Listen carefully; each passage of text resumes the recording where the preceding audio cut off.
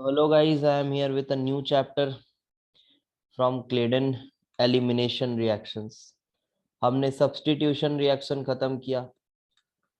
आपका 2 मिनट लूंगा और आपको बता रहा हूं पहले मैं कि आप substitution reactions हमारी जो 4 वीडियोस हैं, पार्ट 1 से लेके पार्ट 4 तक, उन चारों को ना अच्छे से फॉलो करो, एकदम अच्छे से फॉलो करो और उसके बाद आप एलिमिनेशन वाली वीडियो पे आओ। और अगर मैं आपको बता रहा हूं, अगर आप एलिमिनेशन और सब्स्टिट्यूशन क्लेडन से अच्छे से पढ़ के खत्म कर लेते हो ना, तो आपको फिर ऑर्गेनिक समझ आने लगेगी कि एक्चुअल कब कहाँ क्या कैसे होता है। हाँ, कुछ पोर्शंस आगे आएंगे जो आपको थोड़ा सा याद करने वाला होता है, कुछ कुछ चीज बहुत रेयर होते हैं, बट ज्यादातर चीजें ना इसी दोनों रिएक्शंस के अराउंड घूमते रहती है। हाँ, एरोमेटिक्स अलग है, कुछ चैप्टर्स अलग हैं, ठीक है, बट मैं ज्यादातर रिएक्शंस की बात कर रहा हूँ। अगर आप ये दोनों को अच्छे से समझ लेते हो, दोनों के बीच में डिफरेंशिएट कर पाते हो, रिएजेंट्स को देखकर, टेम्परेचर कंडीशंस को देखकर, सॉल्वेंट को देखकर, वगैरह वगैरह बहुत सारे फैक्टर्स को देखकर अगर आप इन दोनों के बीच में डिफरेंशिएट करना सीख जाते हो, तो मैं बोल रहा हूँ कि आपकी आधी ऑर्गेनिक केमिस्ट्री ना यही हो जाती है। हाँ, इसके लिए प्री रिक्विजिट जो है उसको भी वीडियो बना के बताया हुआ है मैंने, वो आप देख लें, उसके बाद यहाँ देखिए और सब्स्टिट्यूशन के चारों पार्ट देखो, आपको फील होगा कि हाँ कुछ अलग लेवल की चीजें पढ़ाई जा रही है, काफी अच्छे से पढ़ा रहे हैं। चलिए तो एलिमिनेशन स्टार्ट करते हैं आज। तो एलिमिनेशन में एक सेकंड देखो, यहाँ पे सब्स्टिट्यूशन एंड एलिमिनेशन, मैं आपको सीधी सीधी एक बात बता दूं, एलिमिनेशन रिएक्शन और सब्स्टिट्यूशन रिएक्शन ना हमेशा कंपीट करते हैं। पहली बात आप ये समझो, अगर सब्स्टिट्यूशन हो रहा है ना, वहां थोड़ा बहुत एलिमिनेशन भी हो रहा होगा, और अगर एलिमिनेशन हो रहा है तो वहां थोड़ा बहुत सब्स्टिट्यूशन भी हो रहा होगा। तो अगर हम सिर्फ एलिमिनेशन प्रोडक्ट लिखते हैं तो हम ये मान के लिख रहे हैं कि वहां जो सब्स्टिट्यूशन है वो बहुत कम अमाउंट में हुआ है, वहां जो सब्स्टिट्यूशन है वो बहुत कम अमाउंट में हुआ है, हम ये मान के लिख रहे हैं, ठीक है। और अब हमको कैसे पता चलेगा कि कब सब्स्टिट्यूशन हुआ है कब एलिमिनेशन हुआ है, ये कैसे पता चलेगा, बस इसी के लिए हमको चैप्टर को पढ़ना है। और सब्स्टिट्यूशन सिर्फ पढ़ना एलिमिनेशन के बिना उतना ज्यादा फील नहीं देता है, दोनों को जब क्लब करके पढ़ोगे ना तब थोड़ा बेटर फील आएगा और ज्यादा अंडरस्टैंडिंग डेवलप होगी आपको सब्जेक्ट को लेकर। तो हमारा काम अभी यही है, आपका एडवांस भी पोस्टपोन हुआ पड़ा है, तो अब आप और खुल के पढ़ सकते हो, अच्छे से चीजों को आराम से पढ़ सकते हो, ठीक है। जिनकी तैयारी अच्छे से हो गई है, मैं उन बच्चों को टारगेट कर रहा हूँ, उन बच्चों को टारगेट मैं नहीं कर रहा हूँ कि जिनको 2 महीना पढ़ के एडवांस निकालना है या 4 महीने पढ़ के एडवांस निकालना है।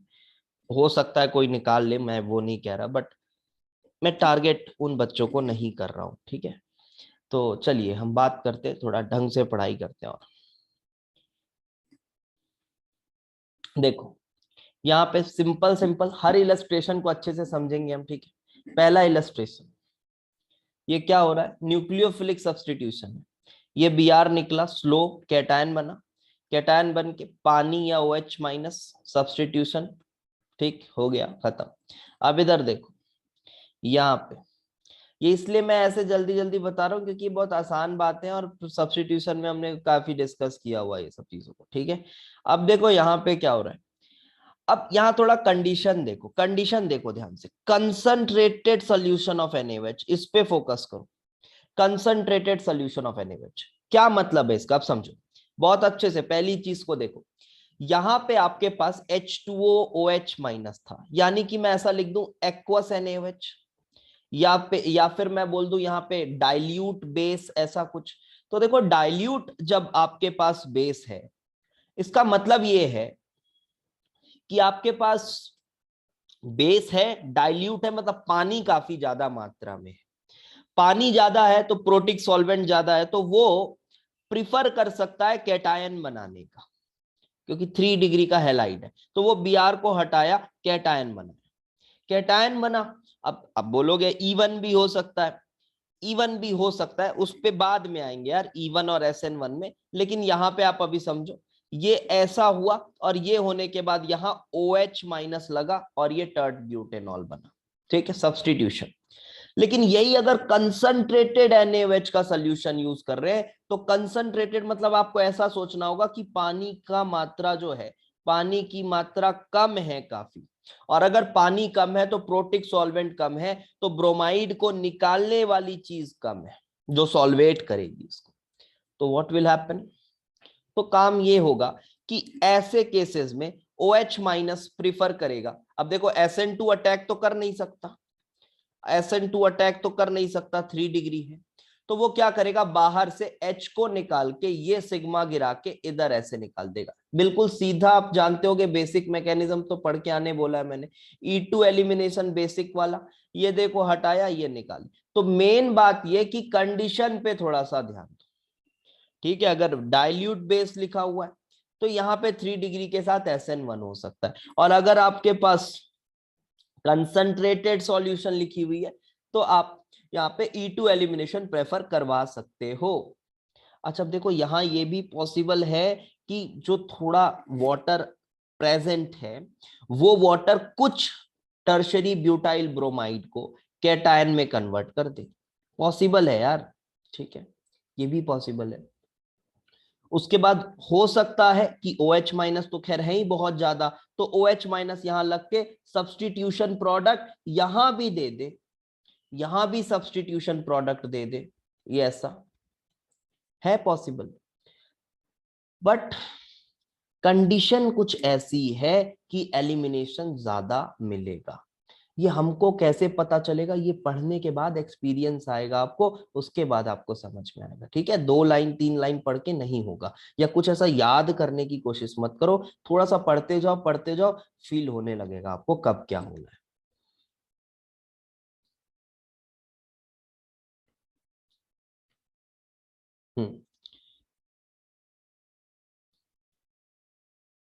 यहाँ पे कुछ इंपॉर्टेंट लाइन दिख रही है, देखो ये E2 एलिमिनेशन ही बताया हुआ है, रेट जो है वो दोनों पर डिपेंड कर रहा है, सबस्ट्रेट पर और बेस पर, इसलिए सेकेंड ऑर्डर रिएक्शन है, ठीक है, सेकेंड ऑर्डर रिएक्शन है, सिंगल स्टेप रिएक्शन है, बेसिक्स तो पढ़ा होगा आपने E2 का, ठीक है, सिंगल स्टेप रिएक्शन है। यहाँ देखो ये ब्रैकेट में क्या लिखा हुआ है, इसको भी पढ़ते हैं। यहाँ पे बोल रहा है the correlation between the basicity and nucleophilicity is best for attack at C double bond. In chapter 15 you met examples with the nucleophile that are good at substitution saturated carbons. ये आप पार्ट 4 में हमने बहुत अच्छे से discuss किया है कि ये क्यों अच्छे न्यूक्लियोफाइल्स हैं और क्यों अच्छे बेसेस नहीं है। ये हमने पार्ट 4 ऑफ सब्स्टिट्यूशन में ऑलरेडी बहुत अच्छे से डिस्कस किया using the concept of molecular orbital theory, तो वहां से आप देख सकते हो, सीधी सी बात बताई जा रही है। ओके अब E2 एलिमिनेशन में बात ये, क्या ये हाइड्रोजन एसिडिक होता है, क्या ये हाइड्रोजन एसिडिक होता है, तो आंसर है नहीं, ये हाइड्रोजन एसिडिक नहीं होता है। इसलिए the hydrogen atom is not acidic but proton removal can occur because bromide is a good leaving group. तो what you need is a good leaving group first of all for E2 elimination, what you need is a good leaving group, ठीक है। And also one more thing, you need a strong base, आपको strong base चाहिए ही होगा, आपको एक अच्छा base चाहिए होगा, या फिर एक अच्छा कंसंट्रेटेड बेस चाहिए होगा। ये सिंपल कंडीशन है आपकी E2 एलिमिनेशन के लिए। आप एक वीक बेस के साथ उस नॉन एसिडिक प्रोटॉन को नहीं निकाल पाओगे, ठीक है। स्ट्रॉन्ग बेस में मैं आपको 2-4 हिंट दे देता हूं। आप एल्कोहलिक KOH यूज करेंगे, एल्कोहलिक KOH मतलब इथेनॉल में डूबा हुआ KOH, ऐसा ETOH, ETO माइनस Na+, ये सब बेस है, अच्छे बेस है, ठीक है। और भी आपको बेस मिलेगा, टर्ड ब्यूटॉक्साइड मिलेगा, TuOB माइनस K+, ये सब बेस है। वैसे भी इसकी न्यूक्लियोफिलिसिटी क्या हो जाती है, काफी कम हो जाती है। न्यूक्लियोफिलिसिटी कम क्यों होती है, क्योंकि स्टेरिक रीजंस की वजह से, क्योंकि न्यूक्लियोफाइल को सैचुरेटेड कार्बन पे जाके अटैक मारना होता है, और ये जो टर्ड ब्यूटॉक्साइड आयन है ये वैसे ही स्टेरिकली क्राउडेड है, सैचुरेटेड कार्बन पर नहीं जा पाएगा उसकी स्टेरिक बैरियर को क्रॉस करके, तो बाहर से प्रोटॉन निकालना ही पसंद करता है, तो बेस का काम ज्यादा करता है, it is more of a base, ठीक है। ओके, तो कुछ ऐसी चीजें मिलेंगी, और भी आएंगी, DBU वगैरह आएगा, फिर आपको ET3N वगैरह आएगा, फिर डाइमिथाइल पाइरिडिन वगैरह आएगा, ये बहुत सारी चीजें आएंगी, ठीक है, तो आपको जहां भी एक अच्छा स्ट्रॉन्ग नाइट्रोजीनियस बेस दिख रहा है, ग्वाइनिडिन वगैरह भी यूज कर लेते हैं, ठीक है, ग्वाइनिडिन वगैरह भी यूज कर लेते हैं। ये इस तरह की चीजें यार अगर आपको मिलती है ना, तो आप समझो ये तो बड़ा स्ट्रॉन्ग बेस होता है। एडवांस 2017 में पूछा भी गया। ये आप देखें यहाँ से इलेक्ट्रॉन डेंसिटी इस नाइट्रोजन पर बढ़ा रहा होता है, तो बहुत अच्छा बेस होता है। This is guanidine. तो ये सब ऐसी स्ट्रॉन्ग बेसिक कंडीशंस है, तो एक क्लियर कट हिंट है कि आप E2 एलिमिनेशन करा सकते हैं। चलिए,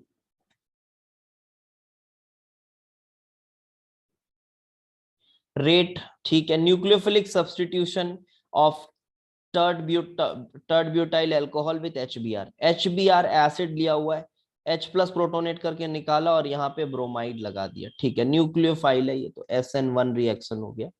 SN1 रिएक्शन हो गया। अब ये देखो, ये मजेदार है। यहां पे क्या हुआ, इसी टर्ड ब्यूटाइल को, यही टर्ड ब्यूटाइल एल्कोहल को इसने कंसंट्रेटेड H2SO4 में डाला। कंसंट्रेटेड H2SO4 में क्या हो रहा है, उसने दिया H प्लस, उसने दिया H प्लस, एक सेकेंड ना थोड़ा, ठीक, हाँ। तो इसने देखो दिया यहाँ पे H प्लस और HSO4 minus. And you should know one thing, HSO4 minus ना is a worst nucleophile. Remember my point, ये मेरा शब्द आप ध्यान रखो। It is poorest nucleophile because of lot of reasons. ठीक है, मतलब all the conditions that we require for any negatively charged species for being a good nucleophile, it does not satisfies any one of that.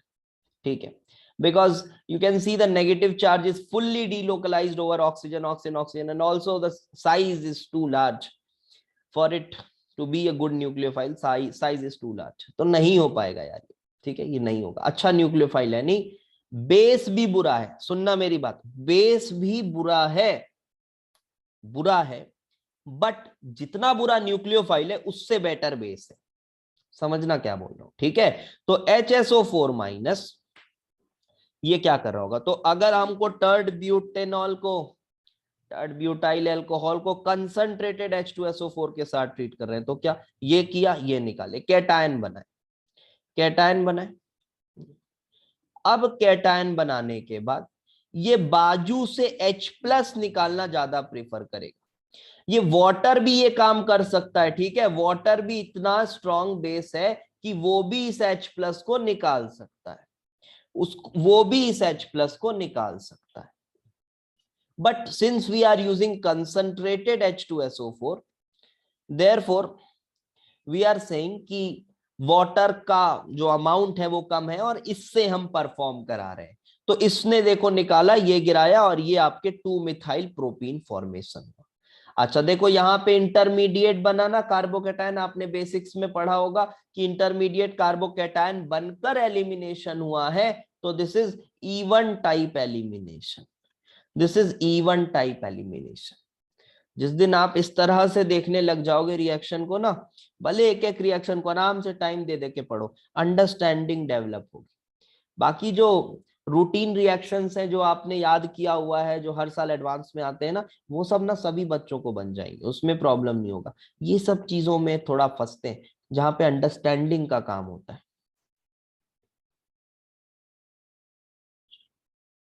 ये देखो बहुत important, yes I will call this very important. जो आपके काम की चीजें बेटा आपको वही पढ़ाया जा रहा है, कुछ भी उठा के नहीं पढ़ा रहे हैं, ठीक है। तो आप ट्रस्ट करो अच्छे से कि जो पढ़ा रहे हैं काम की चीज ही पढ़ा रहे हैं और ब्लाइंडली फॉलो करो, काफी बेनिफिट होगा। और ऐसी चीजें यूट्यूब में देने लायक होती नहीं है, लेकिन दिया जा रहा है आपको, ठीक है। जनरली आपको ये सब चीजें यूट्यूब में ऐसे नहीं मिलेंगी और जिस क्वालिटी के साथ दे रहा हूं नहीं मिलेंगी, लेकिन ठीक है दिया जा रहा है, आप अच्छे से पढ़ाई करो। क्या है, मेंस वेंस का कोर्स मैं लॉन्च करूं या फिर मेंस की चीजें पढ़ाने लगूं, तो वो उससे बेटर है। वो तो सभी लोग कर रहे हैं यार, वो तो आप कहीं से भी देख सकते हो। लेकिन ऐसी चीज करते हैं जो जिसका जो अमाउंट है वो कम है थोड़ा, तो that is why I am doing all these things. नहीं तो ऑडियंस ही बटोरना है तब तो कुछ भी कर सकते हैं। अभी मेंस पोस्टपोन हुआ है तो कोई मेंस का ले आओ, लेके आ जाओ कि हाँ अभी भी हो सकता है, 2 महीने में हो सकता है, 2 महीने में इतनी परसेंटाइल आ सकती है। नहीं भैया, इतने चमत्कारी बाबा नहीं है हम,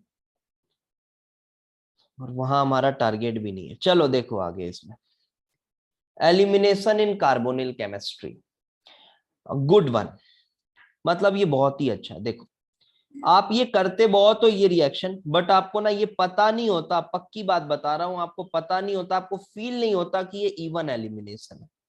ये क्या है पता है? एस्टर की हाइड्रोलिसिस है, एस्टर की हाइड्रोलिसिस है। अब एस्टर जब हाइड्रोलाइज होता है तो क्या बनाता है? देखो बीच में टेट्राहाइड्रल इंटरमीडिएट बनाता है, ये सबको पता है ना। एस्टर, ये देखो मैं बता देता हूँ, ये एस्टर है, हाइड्रोलाइज होता है तो वाटर का अटैक कराओ इधर OH, और ये हटा के इधर भी OH, ये देखो ये टेट्राहाइड्रल इंटरमीडिएट बनता है। Nucleophilic addition followed by elimination वाला रिएक्शन आपने पढ़ा होगा, तो ये देखो एसिडिक हाइड्रोलिसिस बता रहा है इसका, ये टेट्राहाइड्रल इंटरमीडिएट है। अब क्या होगा ना कि आप जब आप H+ लाओगे तो ये RO को आप प्रोटोनेट करोगे, ये वाला ऑक्सीजन आपने प्रोटोनेट किया। अब बच्चों को लगता है सर इस O को, OH वाले O को प्रोटोनेट क्यों नहीं किए? अरे यार वो प्रोटोनेट करोगे तो अभी तो वाटर लगाए हो, और उसको प्रोटोनेट करके फिर वाटर निकाल दोगे तो वापस चले जाओगे। तो आपको प्रोडक्टिव भी देखना है ना यार, कि आप जो कर रहे हो उससे क्या प्रोडक्ट मिल रहा है। तो दिस इज वाई हम ऐसा कर रहे हैं, ठीक, कि RO वाले O को प्रोटोनेट कर रहे हैं। हाँ OH वाला भी प्रोटोनेट हुआ होगा, फिर वो वापस चल के फिर एस्टर बन गया होगा, उससे मतलब ही क्या है हमको, ठीक है। तो ये देखो अब यहाँ पे ये हुआ, और आपको ये बात बहुत बार बता चुका हूं अभी सब्स्टिट्यूशन वाली सीरीज में, कि यार ऑक्सोनियम आयन जो होता है वो हाईली स्टेबल आयन होता है। कार्बोकैटायंस की रेस में one of the top stable ions में अगर बोले तो ऑक्सोनियम होता है। तो ये देखो ये ROH है ना, ये निकलेगा, और ये जो ऑक्सीजन का लोन पेयर है वो तुरंत इस कार्बन को, या तो आप ऐसे भी सोच लो कि साइमल्टेनियसली ये दे के इसको पुश करेगा, या फिर यहां जो प्लस आया वो प्लस इसके साथ स्टेबल, क्योंकि देखो ये जो आपका ऑक्सोनियम बना है ना, ये कार्बोकैटायन ही है, O पे प्लस तो फॉर्मल वाला होता है ना, ये है तो कार्बोकैटायन ही, बहुत डिस्कस कर चुके हैं इसको भी अपन। तो ये आपके पास कार्बो, अब इसके बाद क्या, अब ये H+ को आप डीप्रोटोनेट कर दो, हाईली एसिडिक H+ है वो। जब भी डबली बॉन्डेड ऑक्सीजन पे एक H+ लगा होता है और फॉर्मल चार्ज देता है पॉजिटिव वाला, तो वो H बहुत एसिडिक होता है, -7 -8 की पीके रेंज होती है उसकी। तो वो तो अपने आप निकल जाएगा आपका सॉल्यूशन में, उसका कोई टेंशन ही नहीं है। तो देखो ये क्या बना, दिस एंड दिस। तो क्या बात समझ आई? एस्टर की हाइड्रोलिसिस सब करते हैं, बट एक नई बात हो सकता है नया आपको लगा हो कि आप इवन एलिमिनेशन होता है, ये बहुत रूटीन में ऐसा ध्यान नहीं रहता है। इवन एलिमिनेशन सुनते ही ना एक ही दिमाग में आता है रिएक्शन, वो है dehydration of alcohol using concentrated H2SO4, but आप इसको भी अपनी लिस्ट में ऐड कर सकते हो।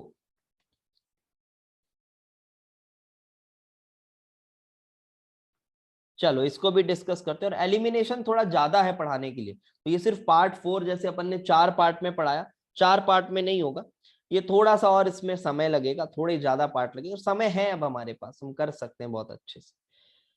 चलो even elimination of H2O during enamine formation, तो यहाँ पे क्या है देखो, बहुत आसान। देखो ये OH प्रोटोनेट हुआ, और फिर देखो ये तो और ज्यादा अच्छे से स्टेबलाइज करता है, जैसे ऑक्सीजन स्टेबलाइज करता है, नाइट्रोजन तो और बेटर डोनर है। तो ये देखो ये इलेक्ट्रॉन देगा और इस प्रोटोनेटेड एल्कोहलिक साइट को बाहर फेंकेगा, ये वाटर को बाहर, और ये डबल बॉन्ड ऐसा। अब क्या हुआ, अब एलिमिनेशन, बाजू से किसको हटा देंगे, देखो H+। तो ये भी देखो कहीं ना कहीं इवन एलिमिनेशन है, इनामाइन बना रहे हैं ना अपन, इनामाइन बना रहे हैं इससे, तो ये भी क्या है कहीं ना कहीं इवन एलिमिनेशन है। ध्यान रखना ये नहीं ध्यान रहता है जनरली, एन ने लोन पेयर दिया और ये आपके पास कार्बोकैटायन बना with a formal over this, और ये H हटाए और यहाँ पे डबल बॉन्ड बना। This is a good example, this is a good example, direct उठ के भी आ सकता है एग्जाम में, बता रहा हूं।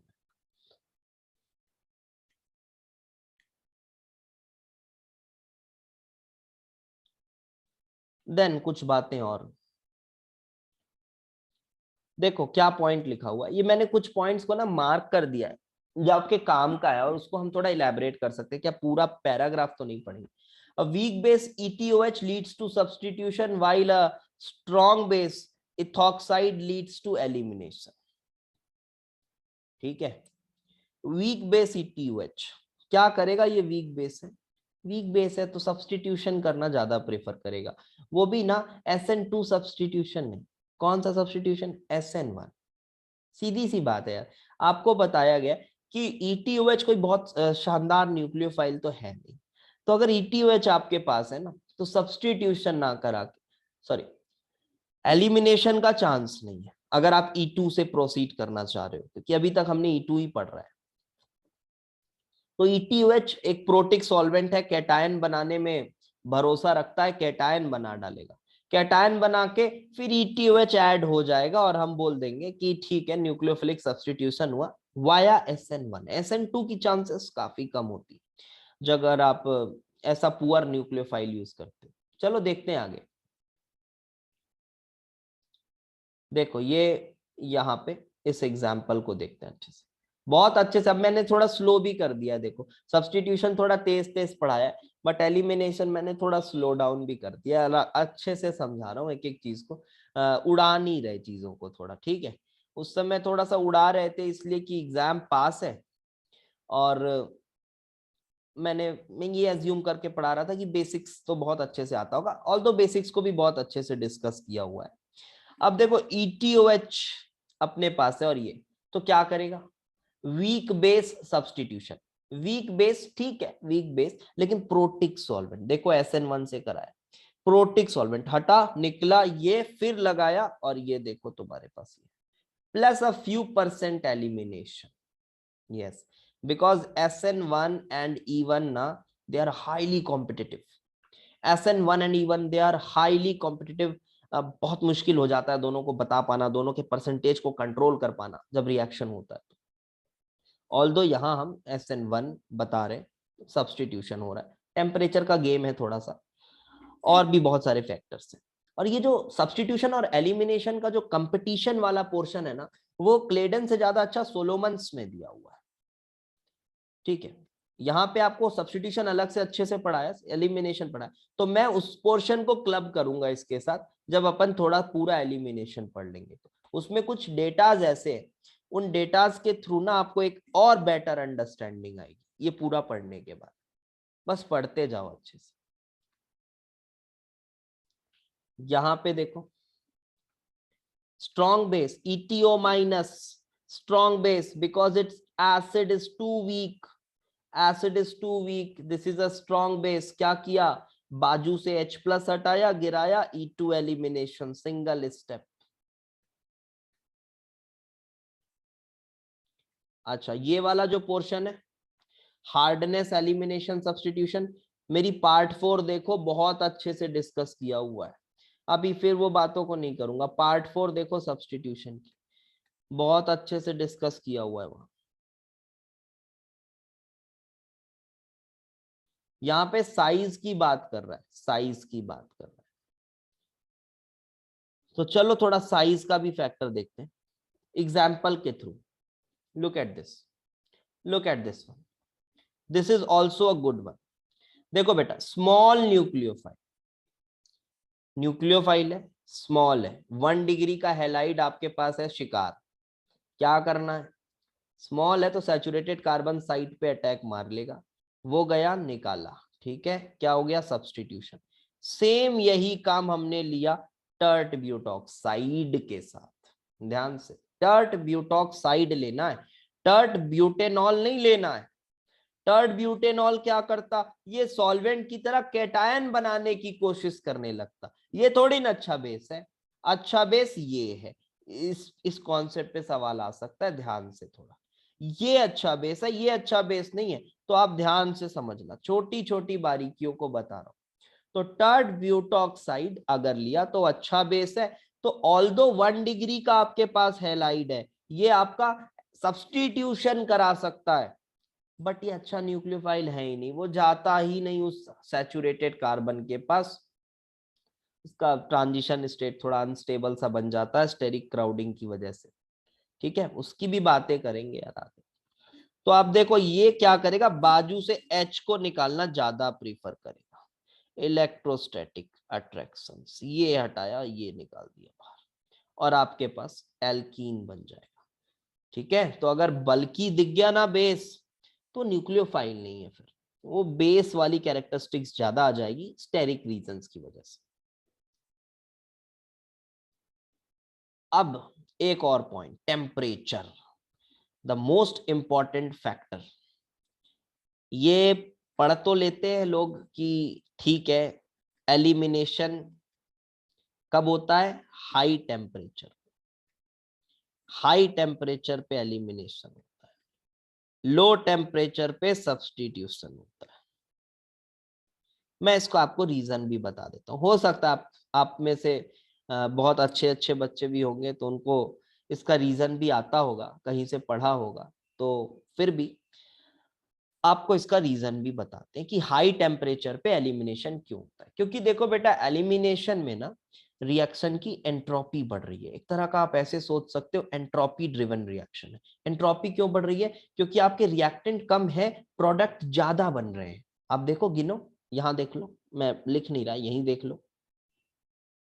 जैसे ये तुम्हारे पास, इसी एग्जांपल को देखो, यहाँ पे तुम्हारे पास एक तुम्हारा सबस्ट्रेट है और एक तुम्हारा ये, दो है। लेकिन अल्टीमेटली क्या हो रहा है, ये जो TbO माइनस है वो H प्लस को लेकर ये बना रहा है TbOH। फिर आपका K plus Br minus ions निकल रहे हैं, तो देखो K plus Br minus ions और एक एल्कीन तो बन ही गया। तो दो मॉलिक्यूल इन है, तीन मॉलिक्यूल आउट है। इसका मतलब एंट्रोपी ड्रिवन रिएक्शन है, एंट्रोपी ड्रिवन रिएक्शन है, डेल्टा एस पॉजिटिव है, डेल्टा एस पॉजिटिव है। ठीक है, एंट्रोपी ड्रिवन रिएक्शन है। क्योंकि अगर आप देखो ध्यान से ना यार, तो ये देखो एक स्ट्रॉन्ग बॉन्ड टूट के ना एक पाई बॉन्ड बन रहा है, तो इंथैल्पी वाइज भी थोड़ा एंडोथर्मिक सा फील होता है। ऐसा इन जनरल स्टेटमेंट नहीं दे रहा हूँ कि elimination reactions are always endothermic, नहीं, थोड़ा एंडोथर्मिक टाइप फील हो रहा है, मोस्ट ऑफ देम एंडोथर्मिक हो सकते हैं। तो इंट्रोपी ड्रिवन रिएक्शन है। और अगर आप सीधे इस फैक्टर को देखो, delta G is equal to delta H minus T delta S, तो एंट्रोपी वाला टर्म और बड़ा हो सकता है यदि ये टेम्परेचर ज्यादा हो जाए, तभी डेल्टा जी ज्यादा नेगेटिव होगा। So this is the reason why we say कि elimination takes place at a higher temperature. ये बहुत बहुत अच्छा पोर्शन है ये थर्मोडायनेमिक्स को जब क्लब करते हैं अपन इसके साथ। बट मैं सब्जेक्ट और आपके सिलेबस के बाउंडेशन की वजह से मैं इस पे बहुत ज्यादा बात नहीं कर पा रहा हूँ, क्योंकि मेरे को विद इन द सिलेबस रहना है। नहीं तो इस पे एक काफी लंबा चौड़ा पूरा एक सीरीज बन सकता है, ठीक है, काइनेटिक्स और इसको मिला जुला के। बट अभी इस पे जाने का कोई मतलब नहीं है। देखो ये delta G equal to this, this equation says that a reaction in which delta S is positive becomes more favorable at higher temperature and therefore elimination। तो अब देखो elimination versus substitution का थोड़ा understanding आया। Nucleophiles that are stronger bases favor elimination over substitution, done। Nucleophiles that are bulky favor elimination over substitution, done। High temperature favor elimination over substitution, done। Yes, ये हमने सभी बातों को किया। आप कायदे से वीडियोस को फॉलो करते जाओ, बेहतरीन चीजें आपको दी जा रही, अगर आपके पास थोड़ी समझ होगी तो। ठीक है, अगर ना समझ है तो कोई बात नहीं, लेकिन अगर समझ होगी आपके पास तो आपको समझ आएगा कि बेहतरीन चीजें आपको दी जा रही। ठीक है, ओके, ठीक है, अगली वीडियो में मिलते हैं जहां मैं आपको E1 E2 के विषय में थोड़ा और डिटेल स्टडी करेंगे। आज मैंने आपको सब्स्टिट्यूशन एलिमिनेशन का बेसिक डिफरेंस और अच्छी खासी कुछ पॉइंट्स बताएंगे।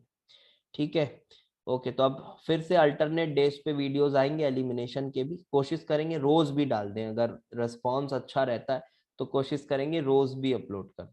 रियल एडवांस सीरीज फॉलो करते जाओ यार, वो 60 पार्ट अगर कंप्लीट कर लेते हो और भी उसमें वीडियोस आएंगे, कोशिश करेंगे 100 पार्ट तक कर लें इस एडवांस के पहले, 5-6 महीना है अभी तो, 5 महीना रफली। तो हो सकता है 100 पार्ट तक वो भी हो जाए। तो इससे बेहतर कंटेंट और क्वालिटी आपको शायद ही कहीं मिले examination point of view, only for JEE advance, also for JEE mains if you are aspiring high ranks. ठीक है, तो चलो ठीक है, अगली वीडियो में मिलते हैं।